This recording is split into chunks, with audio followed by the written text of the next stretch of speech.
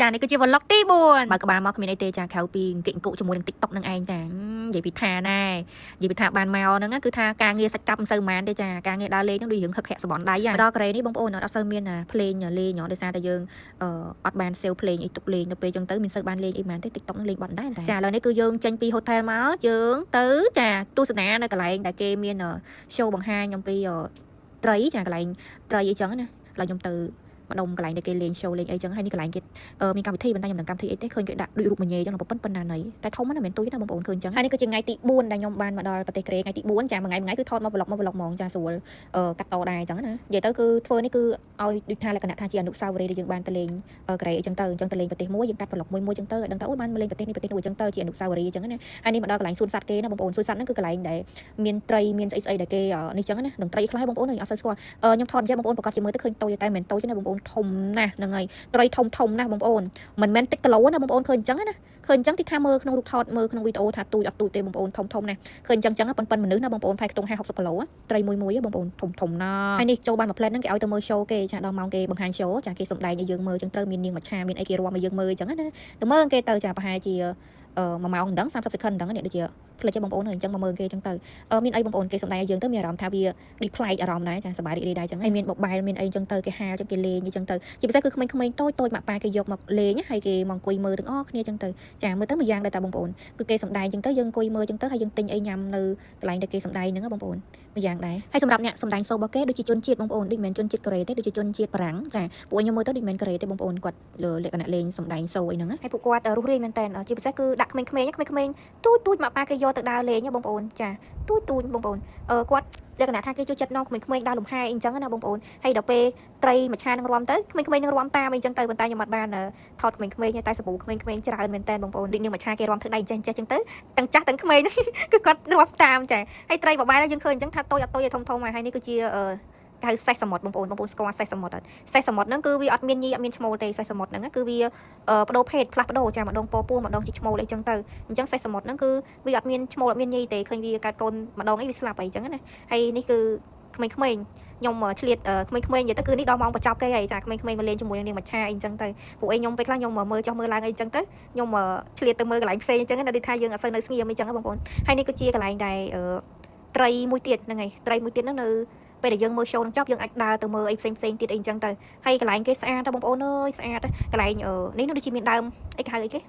េដើមផ្កាអង្គាសិលហ្នឹងមិនគៀសិលមែនទេដើមផ្កាសាកូរ៉ាប៉ុន្តែចុះហើយគេរៀបចំណាហើយមើលក្នុងនោះដូចយើងដើរនៅក្នុងភ្នំនៅក្នុងអីអញ្ចឹងណាអញ្ចឹងទៅខ្ញុំដើរមកមើលគេនេះកន្លែងថយអីហ្នឹងគឺគេដូចពាត់ដូចយើងដើរនៅក្នុងរូងឧឈានមួយដែលល្ងឹតហើយ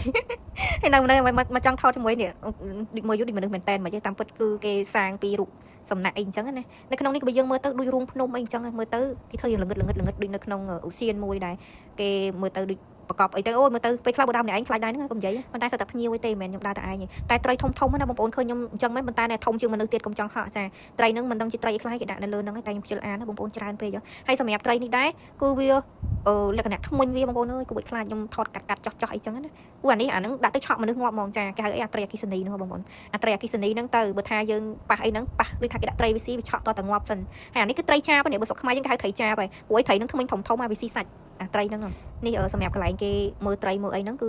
អូយនិយាយទៅគឺត្រីអីខ្លះទេសពសារពើបរោយនេះអានេះគឺវាសัตว์អីគេអាសัตว์អីគេទៅនេះភេអីហ្នឹងផាយភេអញ្ចឹងនេ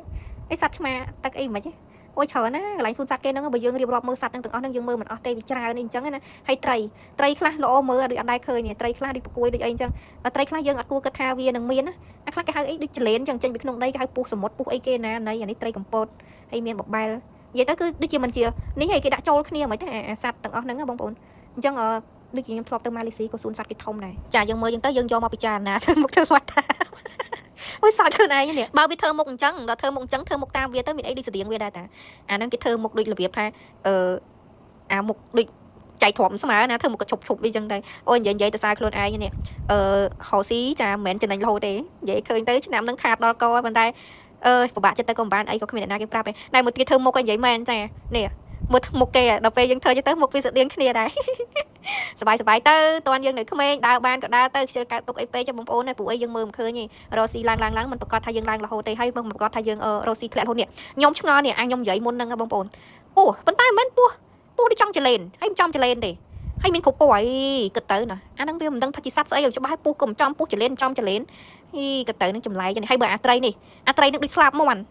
គិតទៅណាសត្វចម្លែកដែលយើងមិនបានដឹងមិនបានឃើញដល់ពេលឃើញទៅវាចម្លែកអញ្ចឹងនេះអានេះត្រីពណ៌ច្រើនមិនដឹងត្រីខ្លះប៉ុន្តែបើនេះធំណាបងប្អូនប៉ុនមុខយើងដែរតែត្រីហ្នឹងប្រហែលជាមួយ1គីឡូ2គីឡូហើយ1គីឡូ2គីឡូធំបងប្អូនវាធ្វើមកគ្នាខ្ញោហើយយើងនឹងនិយាយថាឆ្កេញវាដែរហ្នឹងអូនណែបើសិនតែត្រីទាំងអស់នេះបើយើងនិយាយទៅអានេះប្រហែលជារសជាតិប្លែកគ្នាបើយើងបានញ៉ាំវិញគេដាក់តាំងឲ្យមើលឯងរស៊ីគេរហូតចេះគិតថាអូយអានេះតប៉ែតចឹងបើជៀនឆ្ងាញ់នេះអូយនិយាយបាបអស់ហើយនេះនិយាយទៅមើលគេហ្នឹងហើយសិតតែកម្រុំចាប់គេឆាចាប់គេជៀនអញ្ចឹងហ៎ហើយបាបងាប់ហើយយ៉ាងនេះទេនិយាយចាក់ស្ដាយអញ្ចឹងមែនតែឃើញប្របែមួយចិត្តទឹកមហិចឆ្ងាញ់អីចឹងទៅថាចេះតែរនឹកឃើញខ្លួនឯងទៅហ្មងចាហើយជាថាស៊ីវិញគ្មានណាឈ្នះទេស៊ីតភ្លឺហ្មងយ៉ាងតែបានស៊ីហើយស៊ីអត់ឈប់ឲ្យតែថាដឹងខ្លួនឡើងស៊ីអត់ឈប់បរោយចាហើយធំបងប្អូនបើយើងប្រៀបជាមួយនឹងមនុស្សឥឡូវបងប្អូនមើលខ្ញុំប៉ុណ្្នឹងនេះចាបើបែរហ្នឹងគឺធំជាងខ្ញុំឆ្ងាយណាស់ចាធំជាងខ្ញុំប្រហែលជា2ទៅ3ដងចាហើយមានឆ្លាមនេះមិនមែនទូចទេបងប្អូនឆ្លាមហ្នឹងគឺធំមែនតែនបរោយចាឃើញយើងឃើញអញ្ចឹងថាតូចតែជាក់ស្ដែងគឺធំណាបងប្អូនចូល100គីឡូទេដឹងហ្នឹងហើយចូល100គីឡូហើយពួកឯងវាធំហើយយើងមើលអញ្ចឹងយើងថាតូចតែជាក់ស្ដែងអត់តូចទេគឺធំខ្លាំងមែនតែនហើយប្រហែលមើលមាត់គេគួរឲ្យស្រឡាញ់អត់យើងមើលទៅមុខគេភ្នែកគេមាត់គេនៅខាងក្រោមហ្នឹងគួរឲ្យស្រឡាញ់ហ្មងមើលទៅខ្ជូតដល់ហើយត្រីផ្សេងពីគ្នាមានអារម្មណ៍ថាក៏ត្រីហ្នឹងវាចម្លែកទេមុខវារៀងអាខ្លះមុខដូចអត់ច្រមុះអាខ្លះទៅធ្មេញវាធំចម្លែកទេណាបើយើងដាក់ចំហុយនេះដូចស្តៀងជាមួយត្រីចំហុយឆ្ងាញ់អូយនិយាយទៅមើលត្រីហ្នឹងគឺទៅនិយាយទៅគឺបោបាច់បានជៀនបានអីណាអើយក៏ទៅមនុស្សខ្ញុំគឺរកកន្លែងទៅទុកស៊ីគេតើឃើញហ្មងមើលទៅប៉ិននិយាយទៅគឺយើងប្លែកអារម្មណ៍ប្លែកភ្នែកបងប្អូនយើងបានទៅដើរលំហែខួរក្បាលនេះណាអញ្ចឹងមិនថាផ្ដាំផ្ញើបងទាំងអស់គ្នាណាកុំប៉ិនទៅរកពេកដើរលេងខ្លះទៅចាដើរលេងខ្លះទៅបានយើងបានចាយលុយអានឹងបានជារបស់យើងបើយើងទៅមករយកមកទុកនឹងទុកឲ្យអ្នកណាទុកយូរទៅមិនស្រួលនឹងអាលីងទៅវិញដូចខ្ញុំមិនខ្ជិលនិយាយអីច្រើនតាមពិតរកស៊ីវាមិនមែនគួយទៅចំណេញទេបងប្អូនអញ្ចឹងហើយគឺឆ្លៀតដើរលេងខ្លះទៅបានវាទៅជារបស់យើងកាលណាទៅយើងបានចាយវាមិនមែនជារបស់យើងទេអញ្ចឹងបើយើងបានចាយបានវាជារបស់យើងអីអញ្ចឹងណាហើយមើលត្រីឆ្លាមត្រីអីនេះតាមពិតទៅពួកគាត់ហ្នឹងគាត់មិនមែនជាមនុស្សទេគាត់គឺជាសត្វអញ្ចឹងសត្វគាត់ត្រូវតែចាប់ចំណីដូចយើងរកស៊ីអញ្ចឹងភារកិច្ចរបស់គាត់គឺចាប់ត្រីណាទូជាងខ្លួនគាត់បានគាត់ស៊ីអញ្ចឹងទៅហើយយើងគឺខំលក់ដូរបានលុយអញ្ចឹងទៅបានមានលុយទិញអីអញ្ចឹងទៅអាហ្នឹងវារស់នៅបែបធម្មជាតិខុសគ្នាអញ្ចឹងទៅណាបងប្អូនអញ្ចឹងយើងកុំទុកខ្លួនឯងចោលខ្លាំងពេកដើរលេងដើរអីខ្លះទៅមកខំរហើយមិនស្រួលនឹងខាតទៅវិញអស់អញ្ចឹងឲ្យដើរលេងខ្លះទៅហើយជពាក់គេទុកម្ដុំទៅចាំមកដើររកស៊ីវិញសងគេវិញទៅការងារមានតែប៉ុណ្ណាចាំមានអីមានរកស៊ីមានសងគេហ្នឹងឯងដើរលេងដើរចោលដើរឡើងមានជពាក់គេសងគេទៅសំខាន់កុំឲ្យតែយើងអត់សងគេតាពីណាក៏វាជពាក់គេអញ្ចឹងកុំទៅគិតច្រើនអញ្ចឹងមិនមែនតែគេឲ្យយើងក៏អញ្ចឹងគេក៏អញ្ចឹងយើងដើរលេងខ្លះទៅយើងខំរកពេកក៏វាមិនទៅណាដែរនៅប៉ុណ្ណឹងដូចខ្ញុំតាំងពីដើមដល់ទីបញ្ចប់គឺនៅតែប៉ុណ្ណឹងគ្មានទៅមុខទេនៅប៉ុណ្ណឹងគីឡូក៏ប៉ុណ្ណឹងអត់មានធំទេនៅតែប៉ុណ្ណឹងអូយធំណាស់បងប្អូនហើយត្រីនេះតែនិយាយលើកណាក៏អរគុណខ្លួនឯងណាដែលឲ្យខ្លួនឯងមានសេរីភាពឲ្យខ្លួនឯងមានសេរីសួស្តីអរគុណខ្លួនឯងដែលផ្ដល់ឱកាសឲ្យខ្លួនឯងបានដើរលេងនិយាយទៅអរគុណដៃអរគុណជើងអរគុណកន្លែងណាដែលខ្ញុំបានទៅហើយឥឡូវខ្ញុំបានទៅខ្ញុំពិតជាអរគុណខ្លួនឯងដែលឲ្យខ្លួនឯងនឹងមានសេរីសួស្តីឲ្យខ្លួនឯងនឹងមានសេរីភាពអីអញ្ចឹងណាអញ្ចឹងខ្ញុំពិតជាអរគុណខ្លួនឯងពួកអីពេលខ្លះយើងមានតែខ្លួនឯងទេដែលផ្ដល់អីឲ្យខ្លួនឯងពេលខ្លះគ្រាន់តែចង់ទិញអីហាមខ្វាត់ខ្លួនឯងពេកចាអញ្ចឹងកុំហាមខ្វាត់ខ្លួនឯងពេកយើងត្រូវតែចាចំណាយខ្លួនឯងខ្លះទៅពួកខ្លួនឯងហត់ណាលោកអើយលោកហត់ខ្លាំងតែមកបាន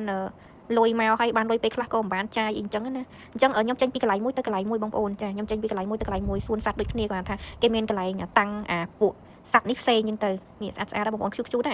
ែរពពួក jellyfish នេះjellyfish ហ្នឹងគេដាក់មកកន្លែងផ្សេងហ្នឹងតែកន្លែងឆ្លាមកកន្លែងអីហ្នឹងគេតាំងកន្លែងផ្សេងអញ្ចឹងទៅអញ្ចឹងកន្លែងសួនសត្វរបស់គេហ្នឹងគឺគេចូលច្រើនច្រកយើងចង់ទៅមើលខាងណាមុនក៏បានដែរព្រោះយើងទិញ target របស់គេហ្នឹងគឺយើងពាក់នៅកដៃទៅយើងចូលមើលកន្លែងនេះកន្លែងនោះអីចឹងណាពួកឯងទាំងអស់ហ្នឹងគឺគេតាំងកន្លែងខុសគ្នាហើយjellyfish នេះគឺគេតាំងមកប៉ែកអញ្ចឹងទៅលក្ខណៈសត្វតូចហើយស្អាតដែរបងប្អូនមានគ្រប់ពណ៌តាមពិតពណ៌ភ្លើងទេបងប្អូនពណ៌ភ្លើងតែពេលគេចាំងភ្លើងអញ្ចឹងទៅវាចេញពណ៌ផ្សេងពីគ្នាអញ្ចឹងណាហើយតន់ខ្លួនយើងដើរបានសុខភាពយើងល្អយើងដើរលេងទៅបងប្អូនស្គាល់នេះស្គាល់នោះឲ្យបានច្រើនអញ្ចឹងទៅដើម្បីឲ្យយើងស្គាល់បានច្រើនពេលដែលយើងដើរលេងស្រុកគេបងប្អូនយើងមានអីដែលយកមកគេហៅថា